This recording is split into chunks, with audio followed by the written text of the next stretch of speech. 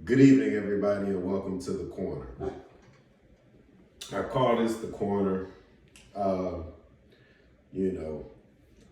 a lot of reasons. The Corner is kind of the quintessential spot, in every neighborhood. Whether I was in New York, at the corner by the bodega, living here in Texas in the corner at the apartments, or at the corner store, or in Bama somewhere on the corner by the stop sign. That's where people meet. That's where people hang out. That's where people get to know each other. That's where loyalty and friendships really begin. And so I'm hoping that's what we get here, and what I can get with my followers here, is that loyalty, that friendship, that place, that quintessential place where people connect. If there's one guy I know, if anybody's ever watched The Wire, my favorite person on the show is Brody. Brody, no matter what, he was always a corner boy. He didn't want to be like Stringer Bell. He didn't want to be like Avon Barksdale. He didn't want to be Omar. He didn't want to be no super high level, top notch gangster or nothing like that. He was a corner boy. He looked out for his people on the corners, and he looked out for, whoever was standing there with him.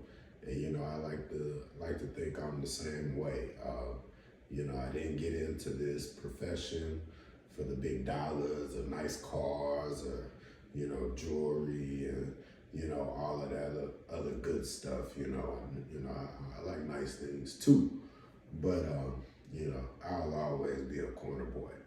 I'll always be able to connect with the real people, the real society. So welcome to The Corner. Shout out Corner Culture. My guys up there in the Bronx, man, check it out. Corner Culture on IG, it's on Facebook. Great apparel, great gear. Go check them out. But with that being said, I wanted to make the announcement. Sorry, I'm saying I'm a lie. I haven't been making too many posts for a while, but I wanted to make the announcement officially so y'all could see my face and see me saying the Burnette Firm is open. The Burnette Firm is open. God has been talking to me, been making money for all these other people, been doing work for all these other people, and he said it was my time. So I'm open. I'm barred here in Texas, also in the state of Alabama. In Texas, I'm servicing Travis County, Harris County, Bexar County, anywhere in between those places. May even come to Dallas, since I've had a few people speak of it, but it was a little far. But in Alabama, you guys know me, anywhere from Mobile, Pickens County to St. Clair and all the way up past through there. I'm anywhere to be found in Bama, Trussville, Jefferson County, Montgomery County, Elmore County, any of those places, Tuscaloosa County especially. I'm in those places, so give me a holler, give me a call if you need help. I also help with some federal things like trademarks, which is what I'm here to talk about specifically today. In a trademark, I can help you anywhere. Personal injury, I can help you anywhere. Unless it's trial, then I may need to, get someone to help in that state. But give me a call, give me a text, we'll talk about it. I do charge for consultations, but give me a call, we'll talk about it. Shoot me a message here on Instagram and I'll get back to you on it. But yeah, I came to talk specifically on The Corner today about trademarks. I've been getting a lot of questions about trademarks in the past 2 weeks. And, there's a million ways to go, but there's two main questions that I kind of want to answer and to, give you all a little insight. Now, the trademarks are federal, but there are state level trademarks as well. So you need to check your state and their rules and regulations in that jurisdiction. But, pretty much for the federal level, it'll all be the same on the United States Patent and Trademark Office. So the first question I want to address is, a lot of people ask me, and I've had one or two that have asked me, well, how do I stop people from using my stuff? How do I stop people from stealing my ideas, ripping me off? Is the trademark going to protect me? And so that answer is twofold. The trademark does give you protections. It is intellectual property. When you own that trademark, when it's going through the process, whether statewide or the United States Patent and Trademark Office, once you have that ownership rights, those ownership rights, then you are protected, right? But I don't want to get people confused and make them think that there's going to be some sort of bat signal that sends somebody out there to go kick the guy's butt that's ripping you off. Nobody's going and getting the bootleggers selling Louis Vuitton in Chinatown in New York. Nobody's chasing those guys down. Nobody's chasing the bootleg CD guy down. That it doesn't work like that. And so, for example, we see that Nike just sued Bape here in the year 2023. Bape has been making shoes since Hustler Music and Fireman came out. You know what I mean? Soulja Boy was still you. You feel me? You feel me? So it's not like anybody ever went to Bape and was just like, you gotta stop it. Nike's out there. You can't steal Nike stuff. We all knew it looked like Nike. We all know the resemblance and all of that. But we do know that Nike does have whatever trademark. The Nike sign, the swoosh, they may have the Air Force One trademark, the design of the shoe, and other things like that, right? And so we see that it may not have stopped anybody from infringing on their rights and using this trademark, using this shoe design and this design of the little star and the little stripe that looks like a check sign, but it's not a check sign, it's a Bape sign, right? So we know that that's there. But it didn't stop Bape from doing that, But what it does is it gives Nike more confidence. I can't say we will know the outcome because there's other factors into thinking about it and how you go about making those decisions, and the judge is going to see it and hear it on his face for the facts and the circumstances. But what having that trademark does is those property rights, if the judge does find that Bape infringed on Nike's rights, then they will be entitled to some form of compensation. They will be entitled to have Bape cease production. They may be entitled to maybe Bape having to turn over that design and their entire catalog. Who knows? It's possible. So there's endless possibilities when you have those rights and you're the actual certified owner of that trademark and you've actually went and gotten that trademark prosecuted. So that's my first thing that I want you guys to take away is it doesn't mean that there's a bat sign or that the second you get trademarked, all the copycats and the thieves are going to be completely cut out. It doesn't work like that. What we hope is that on the back end, you have some compensation and you have an ability to ask a judge to stop somebody from using it in the future if they choose to. But there's still somebody, there's people, these firms and companies have people monitoring the web and monitoring the market all across the country and across the 7 seas to make sure nobody's stealing their designs or their marks. So just keep in mind that the trademark is a protection. You do have rights when you're the actual owner, but it is not one where people will just automatically be stopped from trying to infringe upon those rights. The second question, huge question. This one's very important for all my entrepreneurs out there, everybody getting your business started.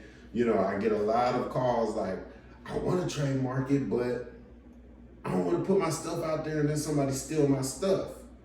I don't want to put it out there and then somebody else use it. And I get that. Because like I said, you don't have that protection. Even with the trademark, somebody's going to try to steal it. Go look up the story of the golden arches in McDonald's and see how that guy ended up getting on top by getting the trademark and getting those golden arches. And you go look up other stuff. There's a way to go about it. But I want to first say, when you put your own product or trademark out into the stream of commerce, is the terminology used by the USPTO, that has protections in itself. When they can see that you have already had this product, you've already been selling this product, people already associate this product with your name, your business, your products, your services, right? So, there is protection in that under common laws. It depends on the state and the judge and the, federal judge when they rule and embark on these things, but you do still have some protections. But there's 2 types of applications that you can put in for trademarks with the USPTO. One is going to be, it's already in use in the stream of commerce, and one is you intend to make it in use in the stream of commerce. First of all, the one that you intend to, that costs more because it's not already there yet. They can't see it, right? So just put that out there. The filing fees are more, not terribly much more, a couple $100, but it's more money. And of course we want to cut corners or cut costs, not cut corners. We're in the corner, baby. I'm on the corner. But, you want to get your stuff out there. You want it to be in the stream of commerce. You want it to already be associated with you. You want to already have an online boutique, an Etsy store, Instagram store, whatever. Because that's how you can go and, first of all, get the cheaper filing fee, and you're already there and prepared to tell them the second, you put the website out there, put the merch up, you have an Etsy store, you make a few sales, next week, put the application in. Yes, it's in use. It's already in the stream of commerce.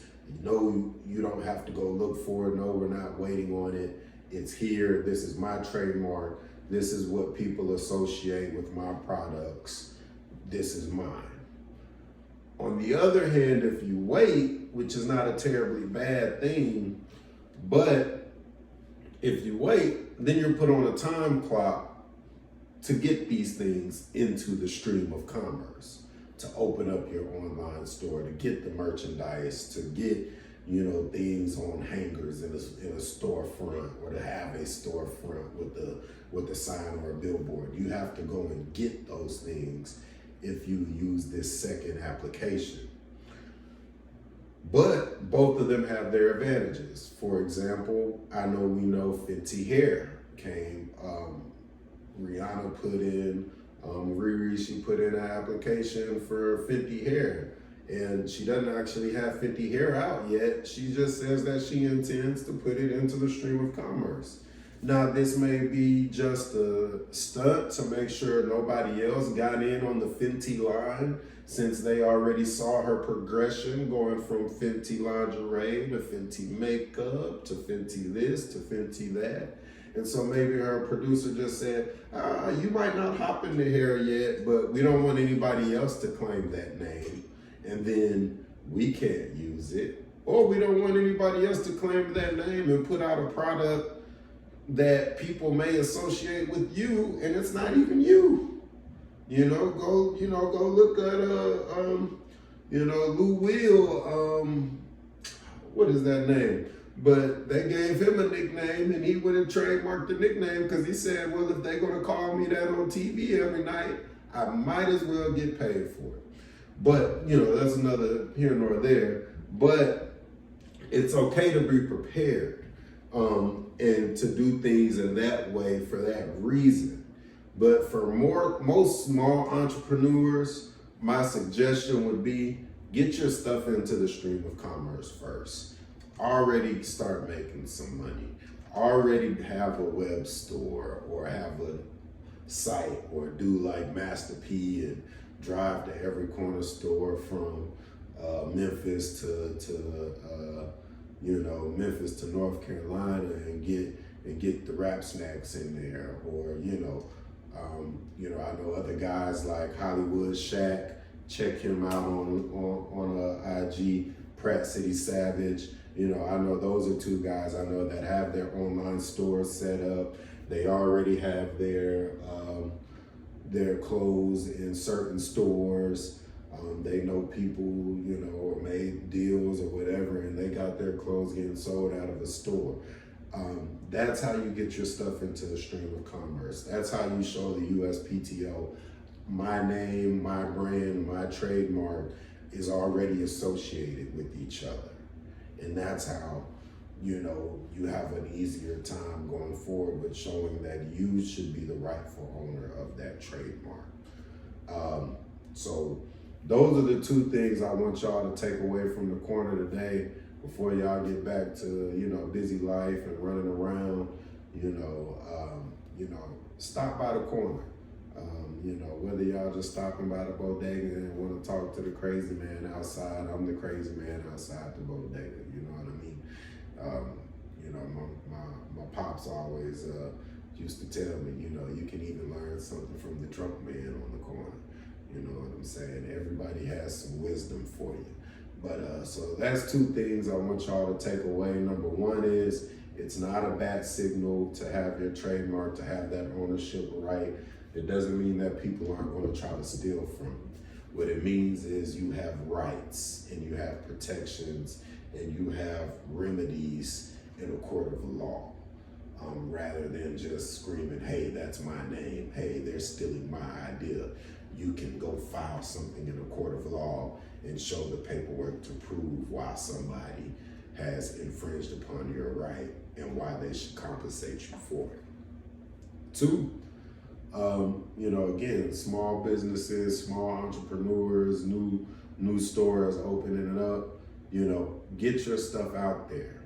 Get it out there, put it on the market. There are protections for you in what we call the common law. There are still ways to argue if somebody does try to steal your trademark before you have the actual ownership rights given to you by the USPTO or by your state. There are other protections and arguments for an attorney to make, but getting your stuff out there makes it easier to get that trademark and to get that ownership right and to be able to deal with those people in a lot less unruly way, in a more orthodox way. But look, I'm Joe, Attorney Burnette, but y'all can call me Joe, JB.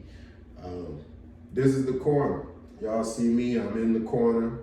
If you see me anywhere growing up in life, I be on the corner. You know, the corner is where I was raised. The corner is where I got a lot of this wisdom and knowledge from. And the corner is what made me want to be an attorney because, you know, hey, you learn a lot of things in the corner and you see a lot of things in the corner. And I just want people to get it right, and I want people to know that I'm in your corner. You know, I don't work for any of these big companies. I don't work for the state. You know, I work for myself because I'm in your corner. My corner is your corner.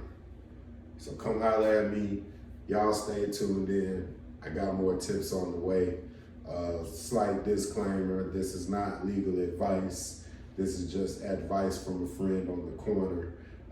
I do suggest you associate yourself with an attorney, consult with an attorney about the specific facts to your case in the specific jurisdiction that you're in.